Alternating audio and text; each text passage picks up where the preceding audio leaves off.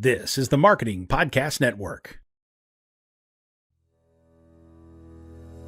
Welcome to Uncorking a Story, the podcast that introduces you to the rich world of storytellers who share their personal journeys, creative processes, and the stories behind their stories, one conversation at a time. I'm your host, Mike Carlin, and I'm thrilled to be part of your writing journey. If you're an aspiring writer, a literary enthusiast, or simply someone who believes in the transformative power of words, you've come to the right place. Every week, we'll pop the cork on the world of successful storytellers and give you a healthy pour of inspiration, insight, and empowerment. My mission is to help writers like you realize your full potential through the transformative and therapeutic power of writing. Whether you're just starting your literary voyage or looking to refine your craft, I'm here to provide you with the knowledge, inspiration, and encouragement you need to embark on your own storytelling adventure. So, are you ready to uncork your story and let your creativity flow? Uncorking a Story is about to begin. Sit back, relax, and let the transformative magic of storytelling whisk you away. Welcome to Uncorking a Story. Well, hey now, and welcome back to another exciting episode of Uncorking a Story. I'm Mike Carlin, and I'm thrilled to have you join me on another exciting episode. I want to remind you to please follow Uncorking a Story on all social media platforms, including Instagram, Facebook, YouTube, and Twitter, where you can find us at Uncorking a Story on all of those platforms. And just a quick note on YouTube, that platform has been a fantastic growth vehicle for the show, especially since we have upped the video quality of our episodes. It's also become a very fun way for me to interact with the audience. Not a lot of the podcasting platforms let me have a conversation with listeners, and YouTube does. So I'm very grateful for anybody who comes onto YouTube and has a little conversation with me. I look at all the comments and try to respond to as many as I can. So please go to YouTube, search for Uncorking a Story, and hit subscribe. I think I just said Uncorking a Story. You won't find it if you type that in. You should try Uncorking a Story instead. For you audio listeners, please subscribe, rate, and review Uncorking a Story wherever you get your podcast. Now, today, I've got some exciting news for you. You are all going to learn more about Teddy Roosevelt's daughter, Alice, than you ever wanted to know. And I say that somewhat in jest because her story really is fascinating. And don't get the thought that I actually interviewed her. She actually died many years ago, well into her 90s. Who I do have for you, though, is her biographer, Shelley Fraser Mickle. She's written a book called White House Wild Child, How Alice Roosevelt Broke All the Rules and Won the Heart of America. And Alice really does have a fascinating story. And you're going to learn all about it when you listen to this episode. I learned a lot, particularly for this time period. You know, Victorian rules were kind of still in effect, and she really did break them. Rule breaker, as it were. But this show isn't just about books. It's about the storytellers behind those books. So I do want to spend a minute just talking about Shelley for a minute, because Shelley is a fantastic storyteller. Now, two things stood out for me in the course of this interview. And the first is how Shelley made a career shift. She went from writing fiction to writing nonfiction. But when she made that change, she took all of her fiction roots with her. And when she pivoted to writing biographies. And I've heard this kind of technique from a past guest as well. I interviewed Pulitzer Prize winning author Debbie Applegate a while back, a couple years ago, and she told me that when she started, when she wrote her first biography, her editor canceled the contract outright after she got the first pages, and that made Debbie have to go back to the drawing board and learn how to write biography that's going to keep people turning the pages. So she went and learned how to write suspense. She learned how to write mystery. She even read essays on how to write pornography. And the thought there was, who gets a reader to movement, or to action, I should say, better than pornographers. So that's one of the lessons I want to impart on you. Nothing to do really with pornography, but really, if you are writing nonfiction, remember to stick with classic story structure. And that's going to get readers to keep those pages turning, which of course is what you want. We all want page turners, right? And biography should be written, as some would say, with novel structure, so you can keep people engaged in the story. The other thing I want to talk about, which is something that Shelley told me in the course of this interview, you're going to hear it, but she had a teacher who said to her, that Shelley herself was too nice and was too good and didn't have enough darkness in her. And believe it or not, that was actually a criticism. It was not a compliment. And this particular person, I think it was a professor of hers, felt that writers needed to be dark, but Shelley didn't buy into that. She really wants to write what she calls from a center of love. And I just really love that sentiment. I do believe that when we write with positive intent, and if you heard my last couple of episodes, you've heard me harp on this, but Shelley was another person who brought this up. When you write from positive intent, readers will have better stories. They're going to feel better about the stories that they're reading. They're going to be feeling better about themselves when the stories are grounded in love. And that just doesn't benefit the readers. It also benefits us as writers. So write from a place of positivity and you will feed your spirit. And that, my friends, is one to grow on. I couldn't help it. I'm a child of the 80s. I just couldn't help myself with that. I remember Ricky Schroeder doing those kind of one to grow on kind of interstitials during Saturday morning cartoons. Man, I'm just aging myself, dating myself there. But please remember that my goal with the show is to uncork stories from successful authors that will inspire you and just might make you a better writer. So that is your lesson for today. Enough about all of that good stuff. Let's uncork Shelley Fraser Mickle's story. Shelley Fraser Mickle is an award-winning author who has published over a dozen books, which, along with her commitment to literacy and the power of story, led her to being nominated to the Florida Women's Hall of Fame in 2014. Her books have been New York Times Notables, Library Journal's Best Adult Books, and her nonfiction book, Barbaro, America's Horse, won a Bank Street Award. She joins me today on Uncorking a Story to talk about her latest book, White House Wild Child, How Alice Roosevelt Broke All the Rules and Won the Heart of America. Welcome to Uncorking a Story, Shelley. Hey, Michael, I'm so glad to meet you, and congratulations on the great podcast. Well, you can I Googled it and it came up as one of the highest rated, so I'm honored to be on here with you. Well, I'd like to know where you found it as one of the highest rated, because I would like to tell all of my friends and family about this. Because they don't believe it. Well, it's there. It's up there, and I appreciate that you're a novelist yourself, and we can talk a little craft. Yeah, we will talk some craft. Yeah, but before go ahead. Yeah, go ahead. No. You are taking over. You're taking over control of this conversation, Shelley. I was saying that's what my kids say all the time. It must be the Florida in you. I'm actually a native Floridian myself. I don't broadcast it to people, but I was born in a town called Plantation, Florida, back in the 70s. Before it was commercial, it was all farmland, and that's where I came from. Wow. But enough about me. I want to talk about you. So, Shelley, I want to invite you to tell me, where does your story as an author begin? Well, a long time ago, because I'm really old, but my grandmother lost her husband in the 18 flu epidemic. So she came to stay for long visits with us because she was a lonely widow. And it was her job to get her to get me to take a nap. So it began like at my age of 4 and 5. And my nickname was the Screaming Mimi, which is actually the name of a World War II bomb. So she would read to me, and I fell in love with the sound, and before I could even read. And I think she was worried I might be the first woman in the family to go to prison. Mm-hmm. So she started taking me to Sunday school. And there I heard stories that were older even than my grandmother.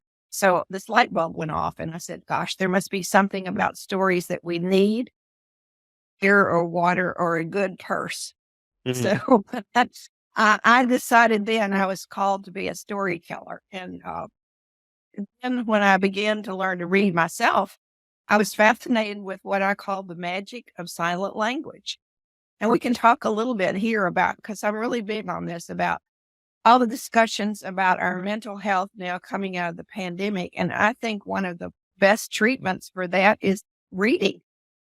When I match my mind with the silence of a printed page with that of an author and a story and characters, to me, it's like meditation. So I read early in the morning clock, and I find it really sets my day in terms of confidence and ability to discern all these kinds of things coming at me, especially on this planet, digital planet I'm now living on, which seems like I've been transported to a new world. So anyway, I would like to encourage people to treat your anxiety and calm our minds by just that moment of silent reading. Yeah, it's a nice little way to take a break from the day and anything that's bothering you, and Yeah. enter a new world. Have a little adventure that you might not be able to have otherwise. I completely agree with you, and I also think, Right. and I'm curious as to your take on this, Shelley. So reading is therapeutic, but I'm curious for you, in what ways might writing be therapeutic? Well, again, it's communion with my own mind and imagination. I just love words and language, and I have a facility. When I began to write, I could write words that I couldn't even pronounce. So I've always said the words are in my fingertips because we were either writing with a pencil or later with a keyboard. So I'll tell you about chapter 2, since I felt called to be a writer and a storyteller. Chapter 2 was, where do you go to college? How do you learn that? There are no prescriptions for becoming a writer. In my day and age, there weren't even MFA master's degrees. It was like you're cut loose in the world and you have to figure out how to do this. So I did something really crazy and really wonderful. You need to think back about how you feel when you're 18, how brave and lovingly stupid you are. So I decided to go to the University of Mississippi because I knew Faulkner lived near the campus. And I knew he had been awarded the Nobel Prize in Literature. So I wrote him a letter. I told him I was coming. So in a little town like Oxford, if you just put on the envelope, William Faulkner, Oxford, Mississippi, he will get it. Those little towns and post offices, they know everybody. So I'm sure he got it. So I wrote him and I told him I wanted to be a writer, and I had heard he knew a thing or two about that. So I was coming to the University of Mississippi, and if we happened to cross paths, I hope he would come over and introduce himself. So then he died a few months before I arrived, and I took it personally. I thought he'd gone to great lengths to avoid me. So I was hanging there with this desire, pent up desire. It's almost like a kerosene explosion. The desire to write and to start publishing at an early age and to follow the role models of people we studied in American literature. So I was on that rail, and I Yeah. went everywhere after that to study writing that I could. I went to Harvard Extension School and night school and Wellesley College, and bumped into everyone. But I wanted to, I didn't want to miss out on anything in life. I wanted to get married and have children. I didn't want to miss that. And also at that time, women writers who were successful did not have children. It was a big decision. So I got married and had children, and worked all the time on short stories and publishing those short stories. So over many years, I had this 600-page tome manuscript that I had cut it up into like pie shapes of short stories and published them in literary magazines. But one day, I had a friend in Chapel Hill, North Carolina, who knew what I was doing all these years. And he handed that 600-page tome to Louis Rubin, who would set up Algonquin Books in his backyard, a publishing house. As he was a renowned teacher of writing, I didn't know that at the time. So I got this letter from him, and he said, somebody handed me this 600-page manuscript, and I've been reading it. And some of it is the most god-awful stuff I've ever read. And then again, I come to a part, and I start laughing, and I can't stop. So here's a check for $300. And if you will work with me, we might end up with something publishable. Well, I found out later by reading between the lines, he was deaf. And his manner of communication was on those first computers, those tractor feeds. So he would send me notes that I would unroll like a roll of toilet paper, and it just went on for pages and pages. And I never defend my work because I figure, nobody's going to believe it. I'm a nice Southern girl. You don't disagree, especially with a man. So anyway, I kept going. And then I opened the New York Times one day and read an article about him and learned that he was the most prestigious editor working in America. Wow. Next to the one that worked with Maxwell Perkins. And Louis Rubin was in that league, and I didn't know. So I sent him back one letter, and I said, yes, sir. That was all that was on the page. So that, working with him for like 2 or 3 years, it was like a PhD for me, and such a gift. I'm not a lucky person, but this is the moment of luck in my life. And so through Louis's influence, we had that first novel, The Queen of October, was a New York Times notable book, and it's still in print. So What?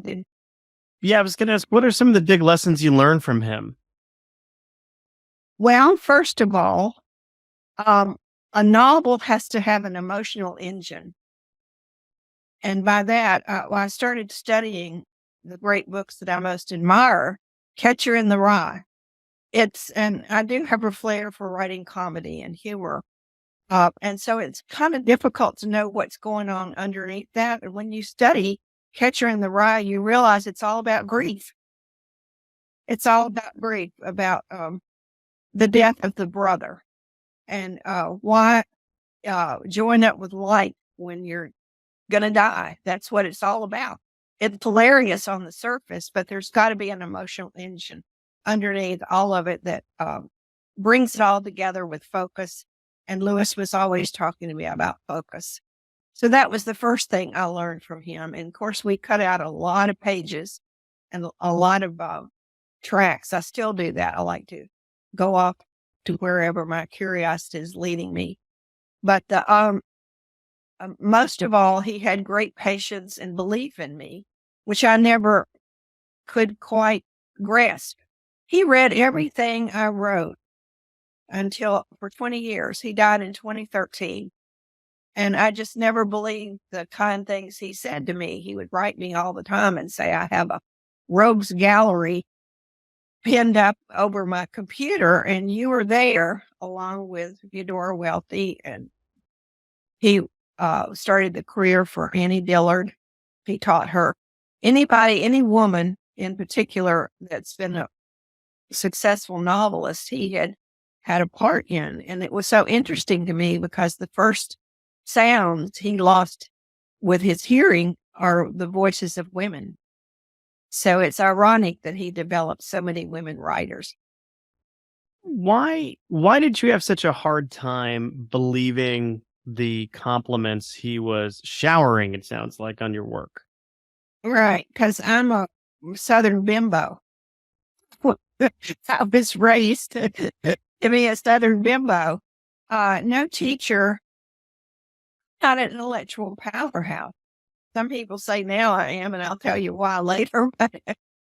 But I'm not at all, and I never had that kind of attention from a professor. I was a Southern bimbo, and that was what I was headed off to be. So I find that I look back now, since Louis has left me for greener pastures, and think how privileged and honored I was to receive his attention in that way. But now what I have done in the last few years, I didn't want to quit writing. To publish a novel today, I've even had a movie made for my second novel, and I've had great successes. The third novel was taught in all the schools here in Alachua County and won a Florida Governor Award. I've done all kinds of certain things and got to go to Hollywood and see that movie made for CBS. And it was successful. It's on YouTube now, free. And the Russians love it. I don't know why. It's about children. Go ahead. I was going to say, what's the name of that second book? What's the name of the movie? Replacing Dad. And Oh, it's wow. about a family adjusting to divorce. I tried to chronicle what was happening to our culture, our family culture. It came out in 1973. And Mary McDonald, who played in Dances with Wolves, a wonderful actress, read the book and called CBS and said, I want to do this. So it was quite a ride, especially for me, because it was a 3-week shoot. And I went out for the second week. To have an author on set is terrifying for the actors. So they Yeah, wouldn't let I'm me sure. kill the second week. But the funniest thing was, and let me interject this because all novelists will appreciate this. First of all, if you don't sell your novel, you get fired. So that happened to me, and I kind of had to start all over. And so what I decided to do was go to NPR and try to become a storyteller, or what they call a commentator. My husband calls it a sweet tater instead of a commentator. So I became a sweet tater on my local NPR at University of Florida, because if you can tell a story in 3 minutes, you're going to be a better writer at anything. So I did that for like 10 years. And then one day I got a call from Washington, D.C. in the morning edition NPR there. And I was a sweet tater for them for 6 years. So anyway, it did make me a much better writer because I'm quick. If you can tell a story in 3 minutes and have some laughter and a point, like a little essay come up, you're getting a lot of kills. But recently, after a long career, I decided I really didn't want to stop writing. So to publish a novel today, you have to be cool. And all my coolness, if I ever had it, has certainly rubbed off. And my children vow for that. They're always telling me to sit down and be quiet. So I decided I would switch to writing nonfiction. So my husband, the reason we moved here to Gainesville, Florida, is he's a pediatric neurosurgeon. And he had trained under Joe Murray at Harvard. And Joe Murray was awarded the Nobel Prize for performing the first successful kidney transplant. So my husband suggested, he said, that story about Joe doing all that good stuff with a kidney make a good story.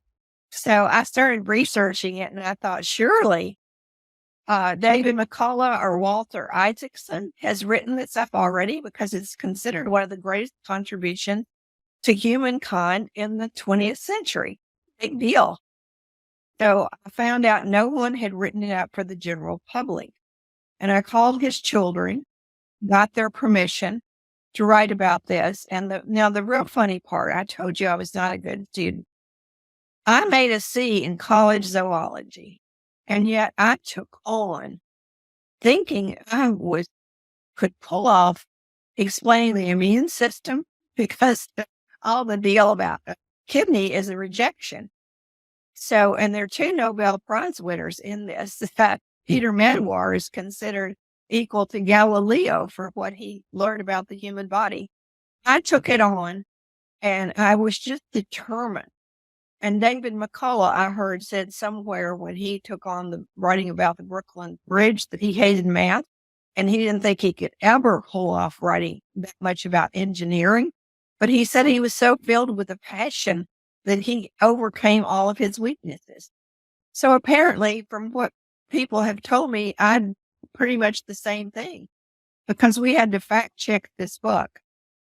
So if I can see you're ready to ask another question. Yeah, no, I'm curious, because I think that there is something there, not going in as an expert, I think helps you communicate the story or write the story in a way that the average reader can understand it. Do you agree with that? Yes, that was my comfort. That was my comfort all the way through. I kept telling myself, if you can understand this and write it clearly without making a mistake or fictionalizing any of this in any way, you will be doing a service. I always say I like to earn the air I breathe.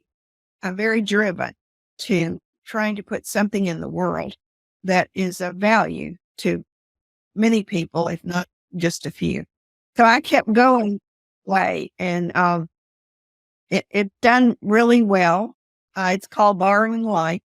And then out of that came the Alice book, because part of my research for the Borrowing Life was to see how many people, historical figures, and also Charles Dickens had so many characters in his novels who suffered from kidney disease. They called it dropsy, a collection of fluid. So anyway, one of those I came across that was historical figure was Teddy Roosevelt's first wife, Alice Hathaway Lee, was diagnosed with Bright's disease when she entered labor with little Alice. And she died when little Alice was only 2 days old. And even making it even worse was that Teddy Roosevelt's mother died in the same house on the first floor on the same day. So there were 2 funerals. And little Alice was baptized like the 3rd day after those funerals. And Teddy Roosevelt could not look his daughter in the eye or even say her name. Yeah. Because she was named after her mother. So I said, there is my book. I want to study the effects of grief on this child. And you said you didn't know anything about Alice, but I'm about getting ready to tell you. Well, I don't know anything about Alice, but I know a lot about grief. So I'd love to know a little bit more about Alice Roosevelt. Well, from that moment of her father's silence, Alice interpreted that as his disapproval. So she began doing everything she could to get back at him, also to get his love and attention, but also to needle him. She was mad at him. She was wounded deeply. So I'll go into a lot of this because first of all, doing the research of this and being a commentator, a storyteller on NPR, I was so aware that I had to have every word documented because I had written fiction for so many years. So I was really hysterical about having the nonfiction police come get me. So I footnoted every sentence and documented everything I did. But I said, I've got to make this compelling. So I'm writing narrative history now. Borrowing Life was narrative history. This is too. And I use the structure of a novel. And not many narrative historians do that, but I worry a lot about it from what Louis Rubin taught me. You've got to have narrative drive. You've got to use foreshadowing. You've got to have a crisis, a denouement, all the structure of a novel, because that's the art of storytelling. And whether or not I should do that, I can't help but do that. So these 2 books that I've written of narrative history are read like novels. And recently we have a journalist here in town who asked to write about the Alice book. And he was the first person on the planet to read it.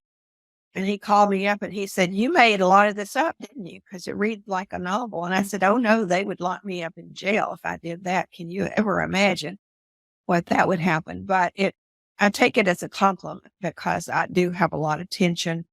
And the way I do that, I can tell you a little bit later about some of my craft of what I did. But let me tell you a little bit about Alice so you'll be intrigued with her. Okay, and one of the things I want my readers to pay attention to, I'm very dedicated to the fact of what we're living through with our politics today and the dangers to our democracy. So a reader can look at this book and see how things that happened in Teddy Roosevelt's presidency are not coming back, but they can be a guide. And I got the help of a great historian, one of our greatest. He's now 90 years old. And he told me that we live with delusion until history changes us. And I believe that's true.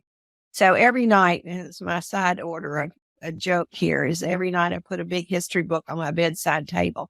So if I die in the middle of the night, it'll make me look good. But I'm trying to get out of my delusion.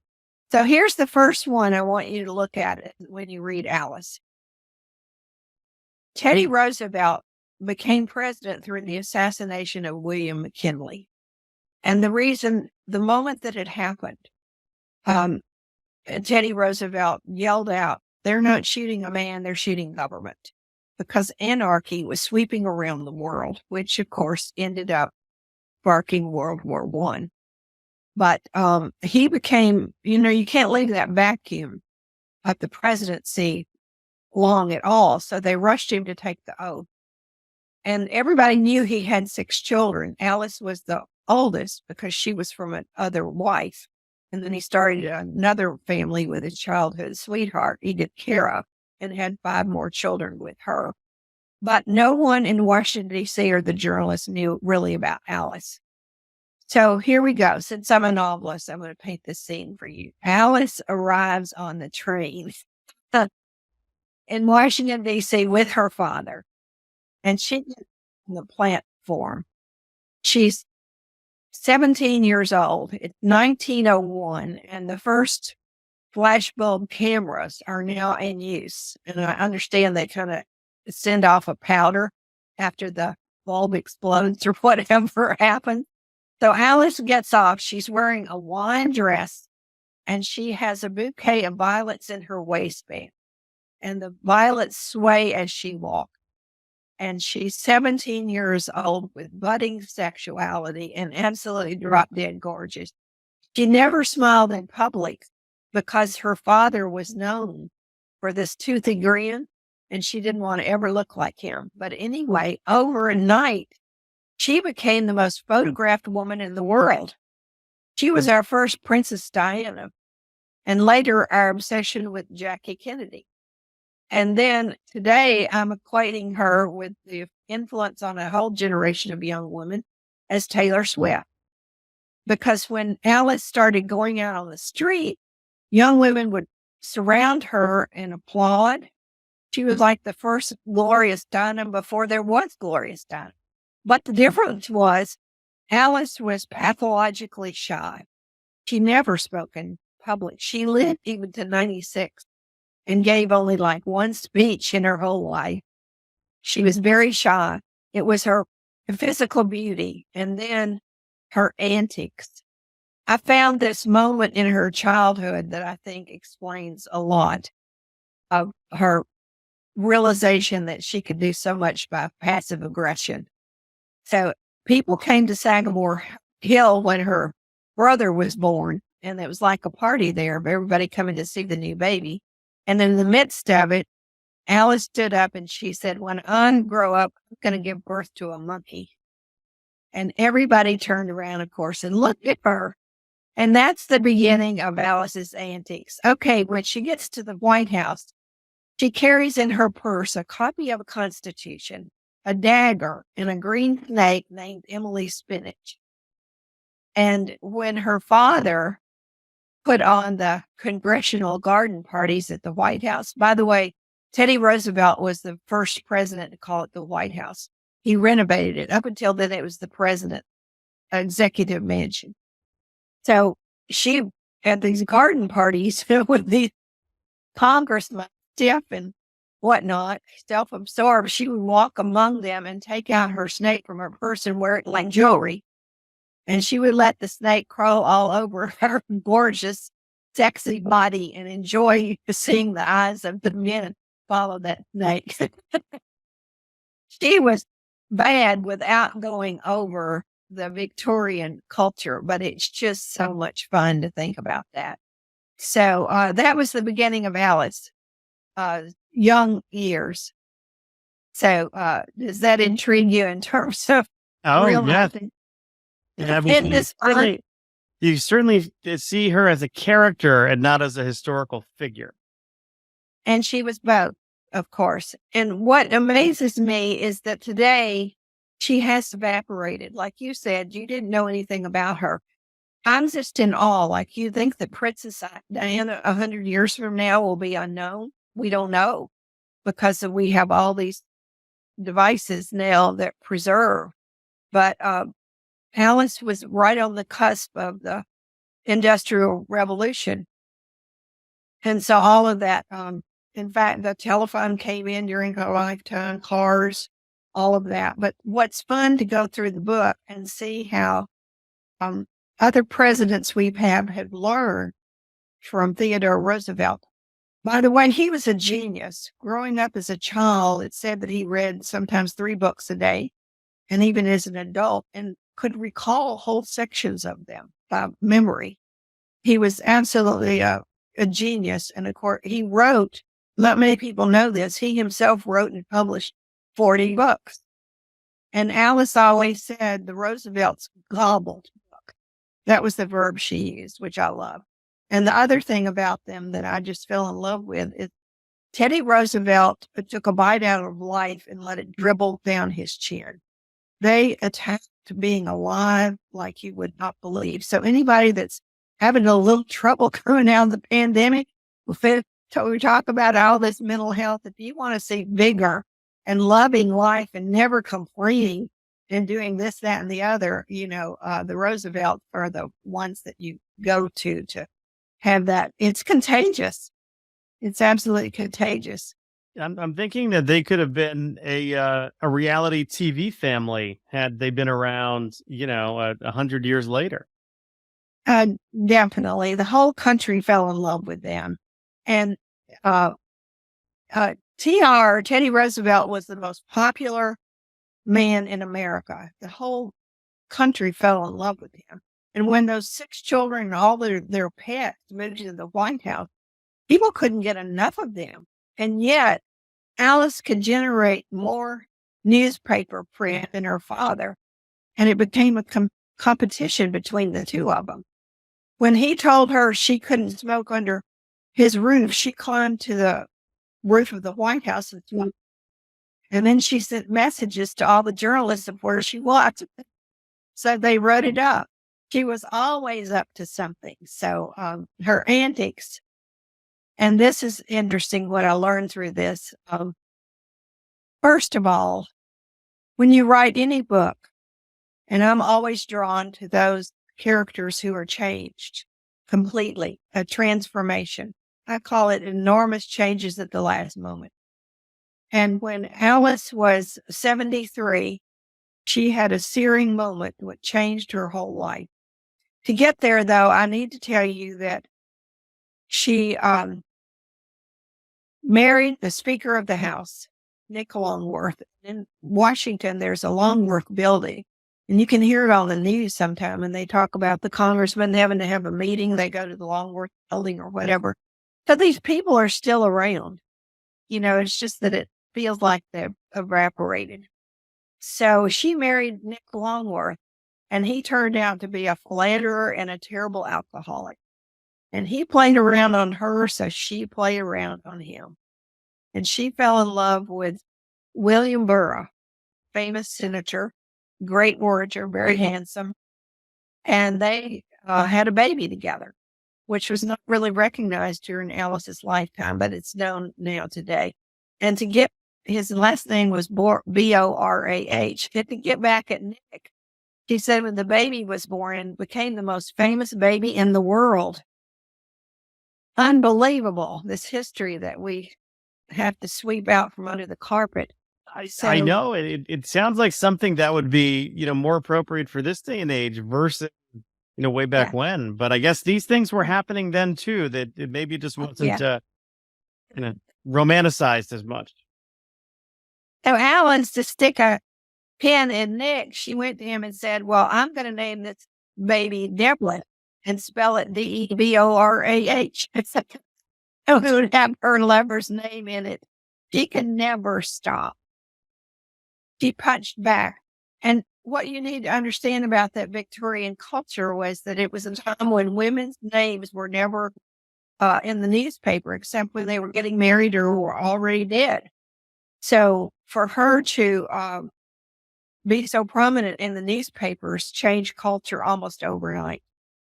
So Alice, that child that she had, Alice had her father's personality. She said about him, he wanted to be the bride at every wedding and the corpse at every funeral. He was an exhibitionist, but a lovable one. Oh, God, you can't help but fall in love with Teddy Roosevelt. But she had that same personality, that fierceness, that desire to be front and center.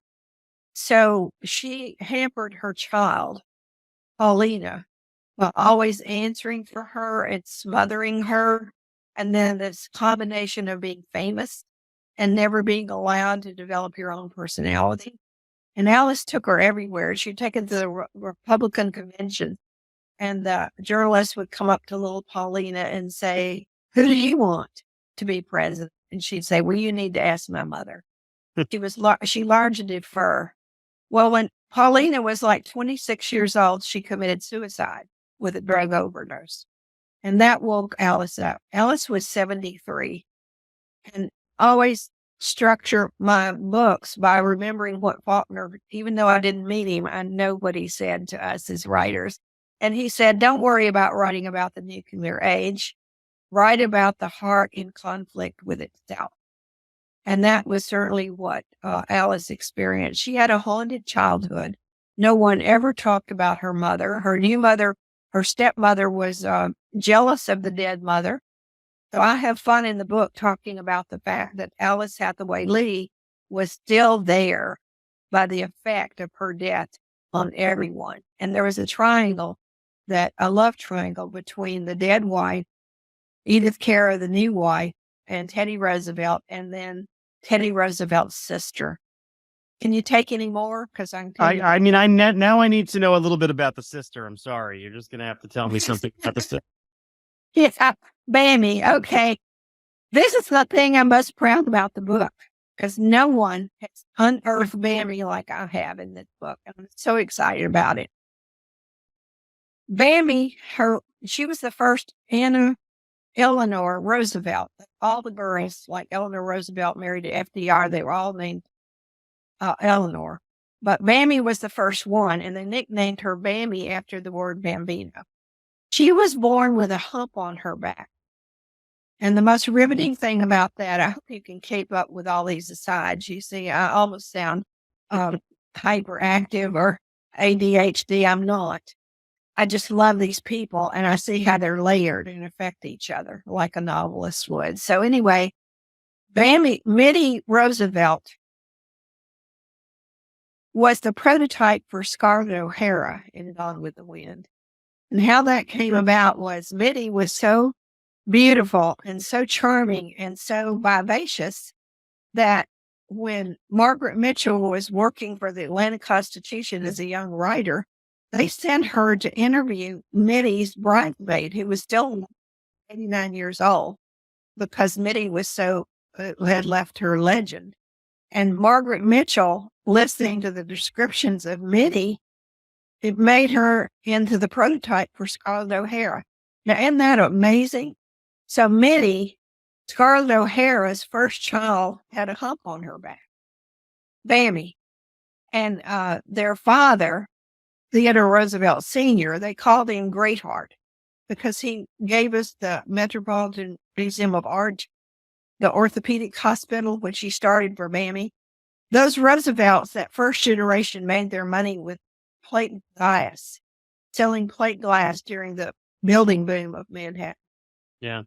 So Bammy was so brilliant by the time of 14, she'd read every book in her father's library. So he decided to send her to France to be schooled. Do we still have enough time for this? We got some time, and I have an observation, but please continue. In the South, when a woman cusses, we always say, "Pardon my French." But now I'm getting ready to speak French for good. So, pardon my real French, attempted real French. So Theodore Roosevelt Sr. sent her to Madame Sylvester's school outside of Paris.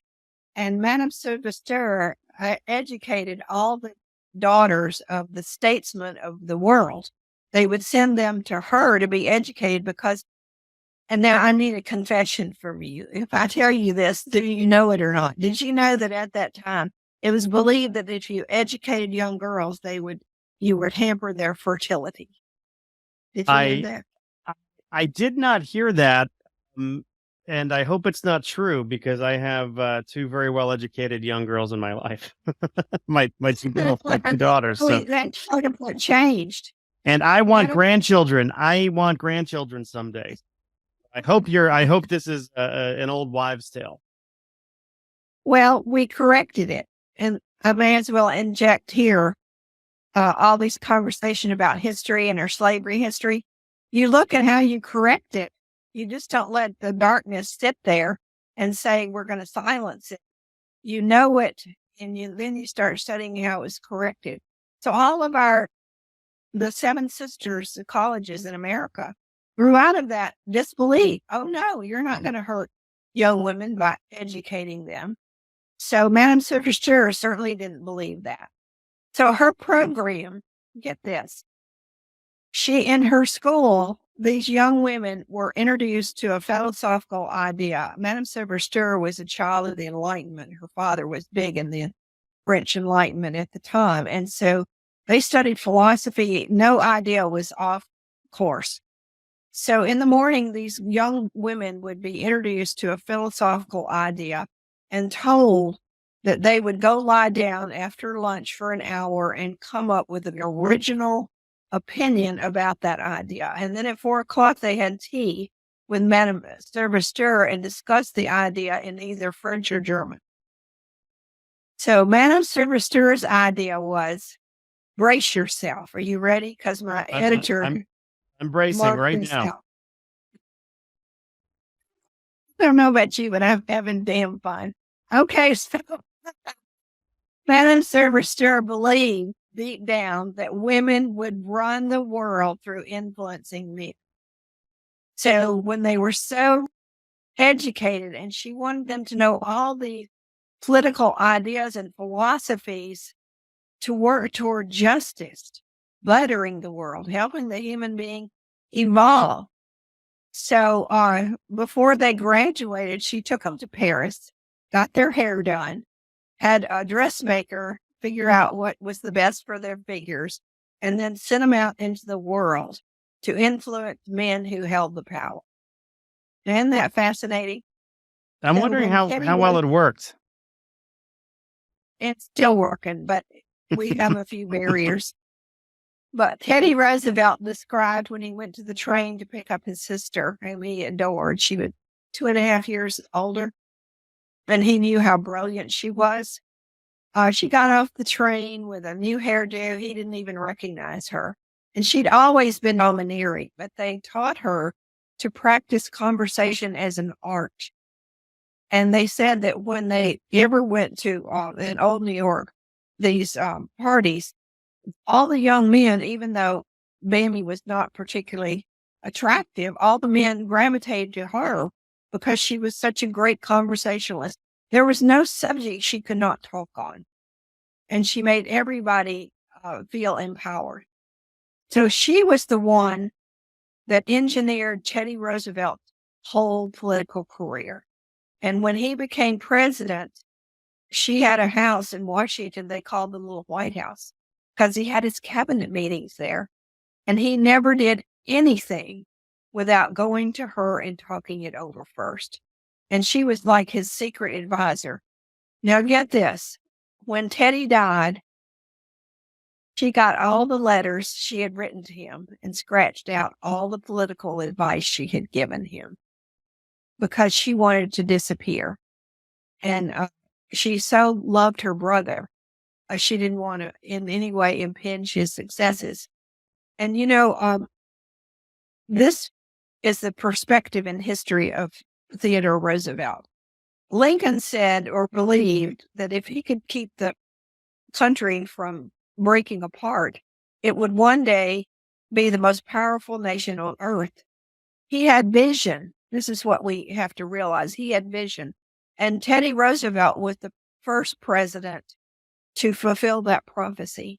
He realized, and Bambi told him, that the world is ruled by navies, that Britain was the most powerful nation in the world because it had the greatest navy.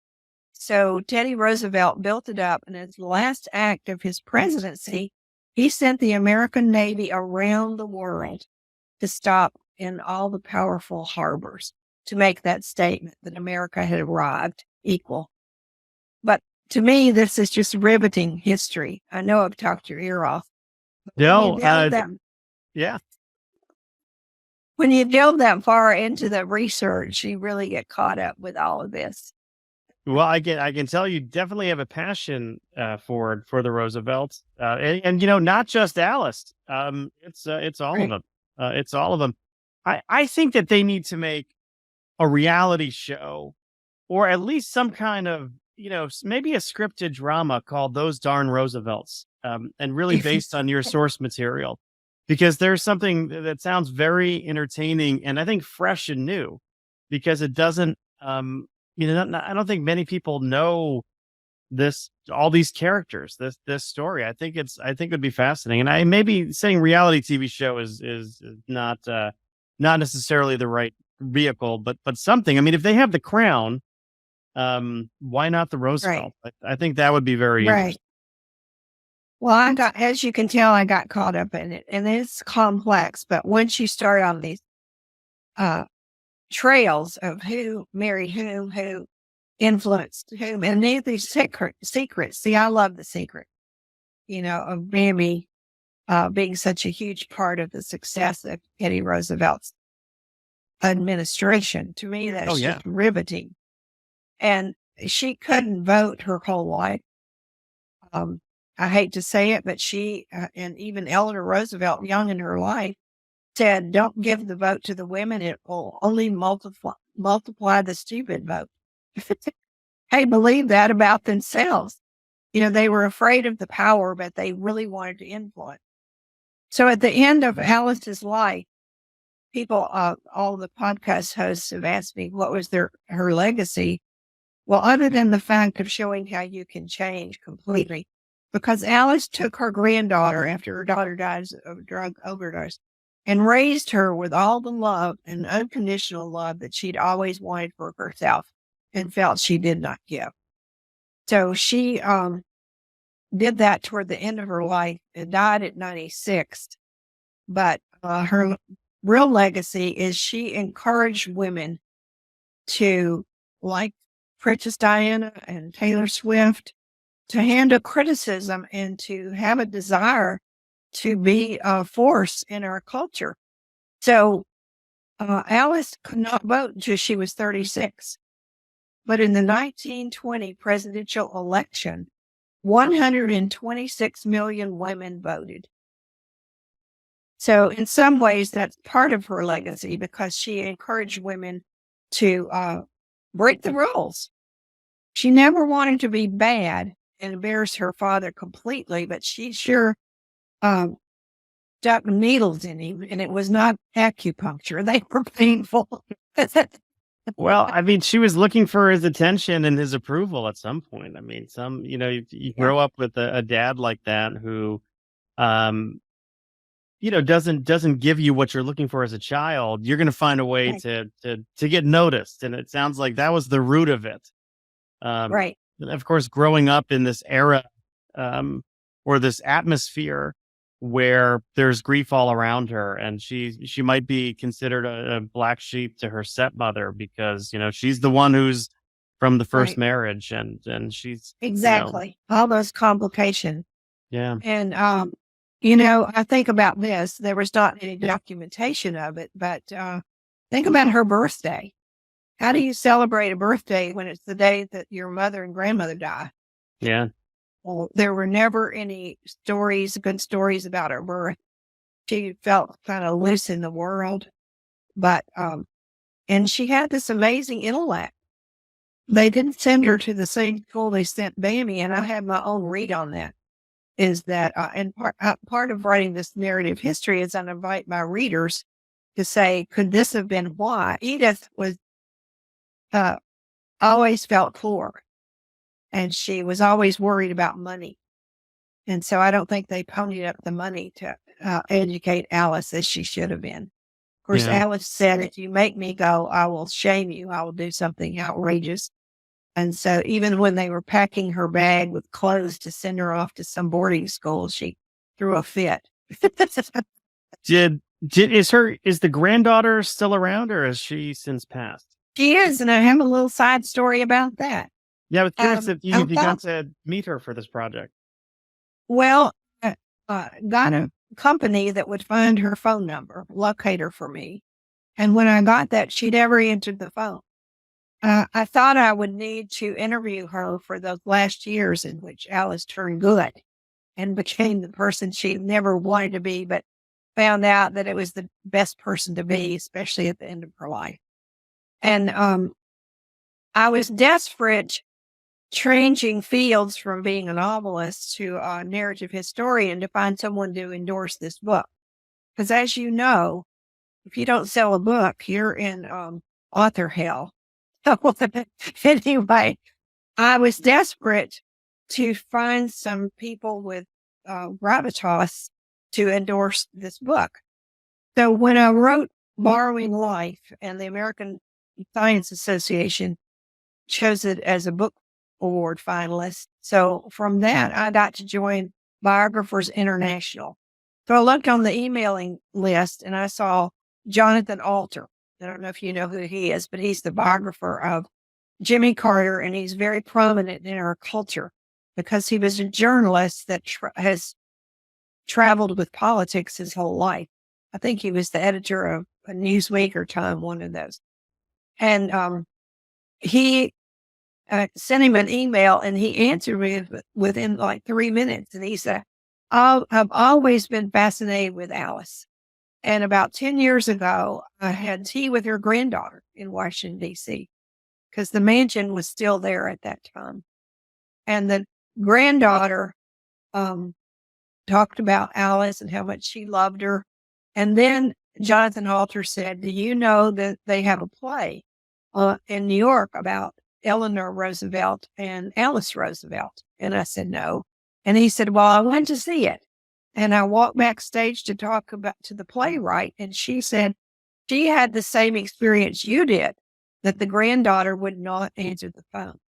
And finally, the word got back to them that the granddaughter loved Alice so much, she doesn't want her antics to be the center of her story. And I can understand that.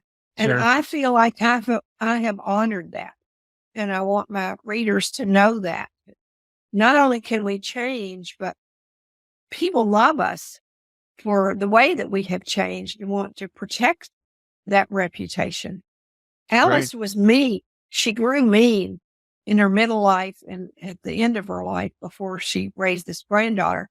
She even said when they unveiled, Johnson was the one who unveiled a statue of Teddy Roosevelt in Washington, D.C., and people asked Alice what she thought, and she never spoke in public even then. She refused the microphone, but she said to a journalist, I like it. It's okay, but you have to remember I specialize in meanness. Well, you bring up a good point, because there's no A Christmas Carol without Scrooge being a jerk through most of that story, right? You need to have that big moment at the end where he has done a complete 180 and has changed, and it sounds like you were able to execute that with Alice. Yeah, I was aiming for that. I had a teacher in college when I started turning in my first fiction. I had a couple of people at the University of Mississippi go nuts and think I was going to be the next new Eudora Welty or whatever. And it was very flattering. But I had a teacher take me off to the side, and he said, your view of life is too warm, too good. You need to play with the dark side. But you know what? I've never been able to play with the dark side. Yeah. Everything I write is written from a center of love. And I wanted this Alice book to end on that note of the goodness. I'm always looking for how the human being can be better, because we have a hard time even being a little bit nice. Yeah. Well, I love that notion of your intention coming from a center of love. And I don't think there's anything wrong with that. I don't think there's anything wrong with that being the root or the sort of the foundation with which you start writing. I think that's beautiful. I don't think the world has to, we have enough, cynical stories Yeah. out there. We have enough people trying to do hit pieces. And if we are looking to better our mental health through reading, if your writing is coming from a center of positivity versus a center of negativity, then the reader's going to walk away with a completely different experience. I agree. And I'm not ashamed of it now. In fact, I glorify in it. I always want to look. I was very affected by hearing David McCullough say after he wrote the Jonestown flood that he wanted to write a book about goodness. And that's why I was very attracted to the story of the kidney transplant, because all those men wanted to do was alleviate suffering. Sure. That alone is worth a book. Absolutely. Yeah. I was going to say, And my nephew is a beneficiary of a kidney transplant. really? Yeah. Oh yeah. And Wow. so I know my family's personally very grateful for that work Yeah. and you telling that story. Yeah. Well, when you see what they went through, and it's a riveting story because it's all in World War II, and they were sharing research and experiments across borders of countries that war, which relates to what we're seeing today, Yeah. the release of the hostages in Gaza. So these stories come back, but the purpose is to learn from them to make better choices, not just to see that we're reliving history over and over. We're not. In the Teddy Roosevelt book, I saw so clearly JFK, President Kennedy, copying Theodore Roosevelt. Of course, JFK was a student of history, and you could tell that he studied him. And several instances that aren't in the book, we cut them out, but you can see, like, for instance, real quick, Teddy Roosevelt knew that his greatest adversary would be the German Kaiser, who was a little bit off. He had a horrible temper, and they thought he was a little bit insane, if not a whole lot insane. And so he made a very harsh comment to Teddy Roosevelt. He said, "One day my German soldiers will walk down the Manhattan street in front of the Roosevelt Mansion, and we will own you." Where have you heard that before? So at one point, the Kaiser decided he wanted a colony in South America and was just going to disrespect the Monroe Doctrine, which says, keep your hands off of us in the Americas and we'll keep our hands off your colonies over there. So he disregarded that, and he sent the German Navy towards South America to get himself a colony. And Theodore Roosevelt sent out our pitiful little Navy, and then he gassed up the presidential yacht like he was going to be on it too. And they all went out there, and the German Navy turned around and went home. Where have we seen that before? The Cuban blockade. JFK imitated that. We learned so much from that. And then the other ingredient, though, that was added that we're starting to understand today is that Theodore Roosevelt said, when you have an enemy, you have to help them save face. So he went to the embassy, the German embassy, and gave a talk. And everybody wrote about it. And he talked about, you have the greatest literature in the world. You are the greatest people in the world. And he delivered it in butchered German. And he didn't care how he sounded, but he was speaking German and telling them all how great they were, because he just shamed them before the world and sending back this Navy. But there's so many things in this history that we can recognize in terms of making us better citizens of the world. Sure. And my goal with the show is to make my listeners better writers. One thing I'm curious about, I know we spent a lot of time talking about the Roosevelts, but I just want to spend our last couple minutes talking a little bit more about you, Shelley. And what I want to know is you made a pivot from writing fiction to writing nonfiction. And I'm curious, how did that go at first when you were making that change? And what brings you more joy? Does one of these genres bring you more joy than the others? Well, I hate to say this, but after writing novels, which can be torture, because you're going to end up with an editor sooner or later. Your agent sends it to an editor and the editor writes back, I don't believe a word of it. So it was a great comfort to me to write a narrative history with these dramatic moments and no one could question it because I have it documented. So, and I had so many instincts after writing novels. I understand narrative drive. And for a while I floundered. And then I discovered that what makes narrative drive is chronology. 1 minute pushing up against the next. And, to end every chapter with what's going to happen on the next page, I call that's narrative drive. So what I discovered to do, and this is my technique, and I offered it to anyone who wants to copy it to write a narrative history or a nonfiction book. And I use secondary sources. I don't have many primary sources. So I will have like 4 or 5 books on the Roosevelt.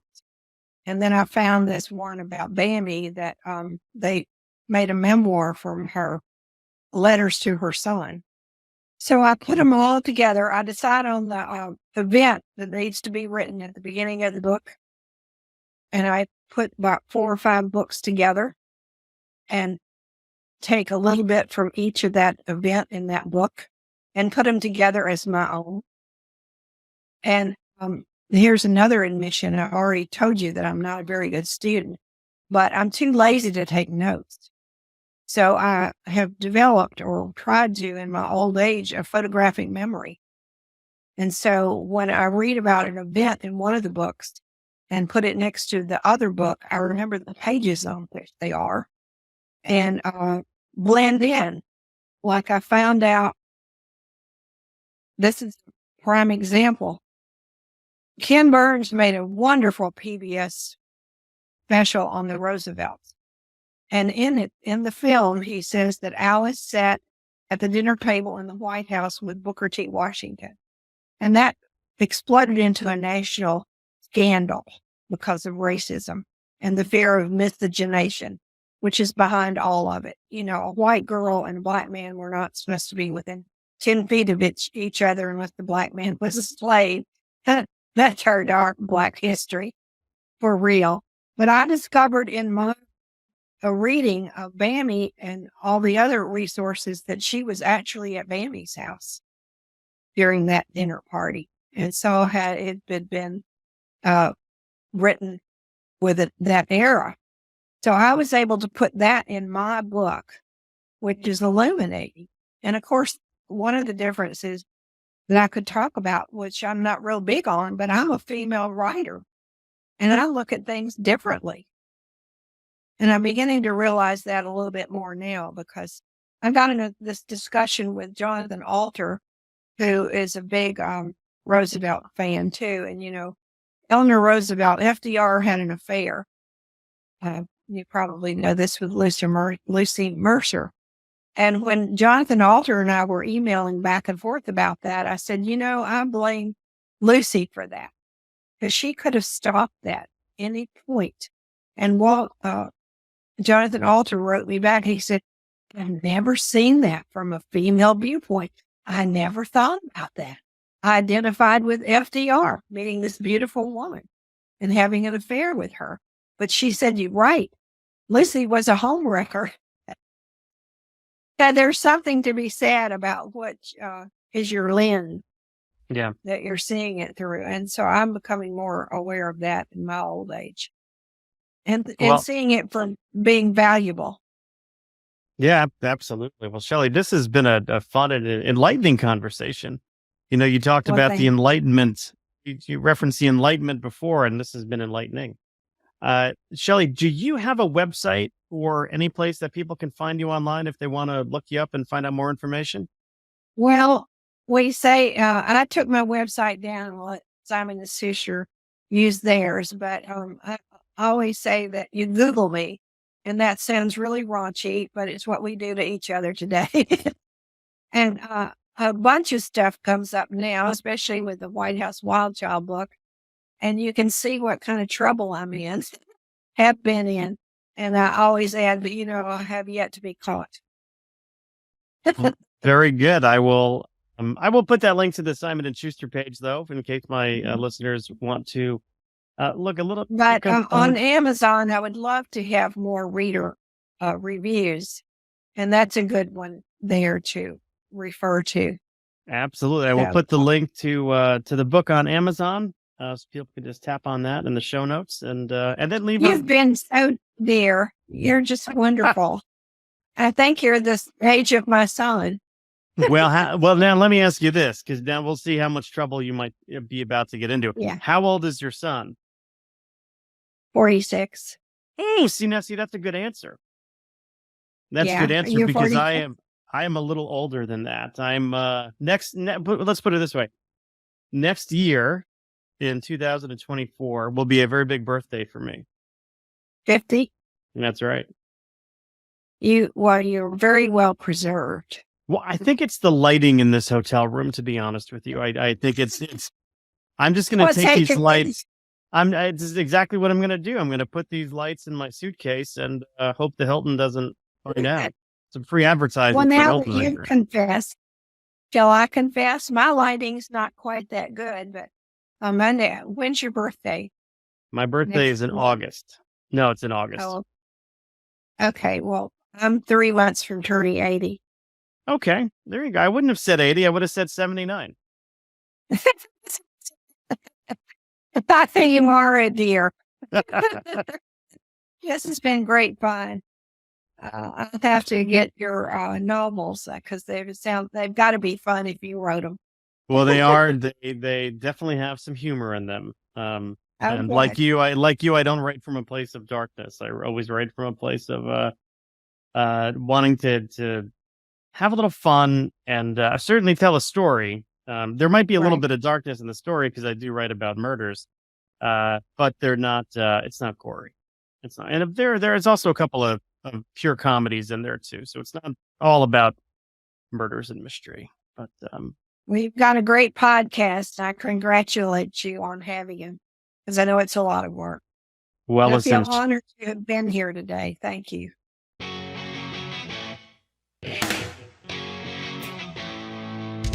Thanks for listening to Uncorking a Story. If you'd like more information about today's guest or to find out more about Mike, go to uncorkingastory.com. If you enjoyed the show, please subscribe, rate, and review us at Apple Podcasts, Spotify, or wherever you get your podcasts. Tune in every week to hear Mike Carlin uncork a new story.